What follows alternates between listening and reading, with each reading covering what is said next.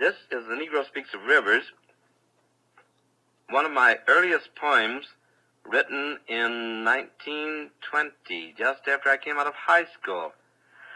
The way this poem came to be written was that I was going to Mexico to visit my father, who lived in Mexico City, and on the train going across the Mississippi River, just outside St. Louis, I looked out the window and I saw this great muddy river flowing down toward the heart of the South, and I began to think about what this river had meant to the Negro people, how, in a sense, our history was linked to this river, how in slavery time my grandmother told me that to be sold down the Mississippi was one of the worst things that could happen to a Negro slave.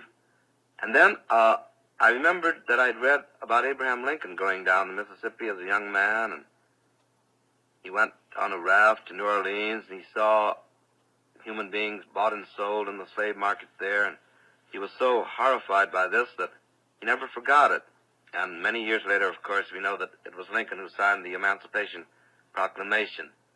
And so, as the train went on into the gathering dusk, because it had been about sunset when we crossed the river, I took my father's letter out of my pocket and began to write down on the back of his letter this poem, The Negro Speaks of Rivers.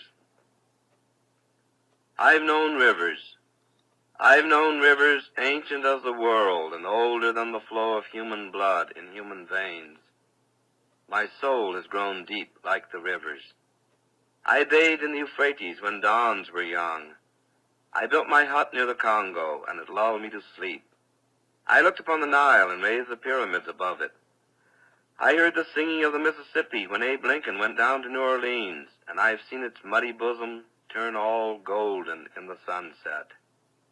I've known rivers, ancient, dusky rivers. My soul has grown deep like the rivers.